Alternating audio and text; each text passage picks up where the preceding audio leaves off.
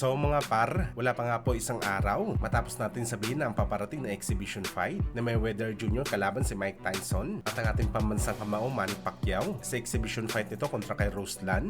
Pagkalawang na ito para sa dalawang legend dahil merong pinagkasunduan na sila na maglalaban sa summer sa Las Vegas kung saan mga idol. Ngayong araw nga po, inanunsyo na mismo ng mga legit boxing site ang laban ni Pacman at Floyd at gaganapin ito sa pamusong Spurs sa Las Vegas sa September 19. Netflix mismo ang unang nag-announce ng laban at siya din ang nagboluntaryo na magpapalabas ng laban ng dalawang legends sa buong mundo. Kaya mag-e-expect talaga tayo mga idol. Napapaldo talaga dito si Pacman at Floyd. Alam nyo naman mga boss, basta Netflix ang magdadala ng laban, siguradong malaki yan. At ang nakakatawa dito mga idol, matapos ma-announce ang laban ni Pacman at Floyd, biglang natuon kaagad sa kanila ang sentro ng atensyon sa boxing world. Kahapon mga idol, halos Ryan Garcia ang pinag-uusapan sa boxing sports. Matapos ito maging ganap na kampiyon dahil nilampaso nito si Mario Barrios para sa WBC title fight. Ngayon mga idol, tapos ng hype ni Ryan Garcia.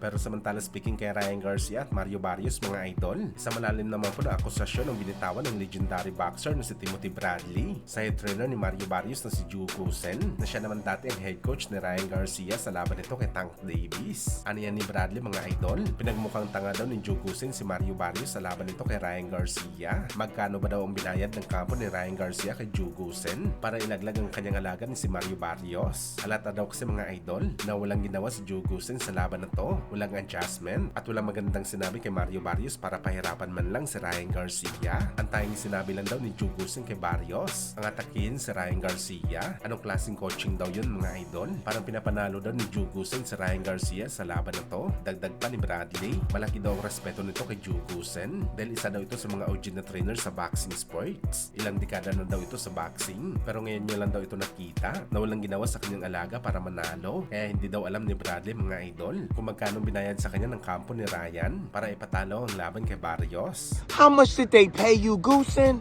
Damn, how you gonna sell out Barrios like that, bro?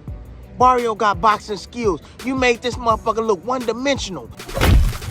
Samantala sa naging reaksyon naman po ni Manny Pacquiao mga idol sa bakbakan ni Ryan at Barrios, tila hindi naman ito sumang-ayon kay Bradley na ang coach ni Mario Barrios na si Joe Goosen ang may problema kung bakit sila natalo. Para kasi kay Pacman mga idol, hindi naman daw talaga mahirap tamaan itong si Barrios. Parang sinasabi lang nito mga idol na walang masyadong magandang depensa si Barrios, masyadong weak ito sa bakbakan. Dapat daw sabi ni Pacman, nanalo siya sa laban nila ni Barrios. Pinabla lang daw talaga ng mga judges. Ibig sabihin nito mga idol, hindi talaga kasalanan ni Joe Goosen na wala man lang itong ginawa kay Barrios para sa laban kay Ryan Garcia dahil si Mario Barrios mismo ang merong problema sa bakbakan.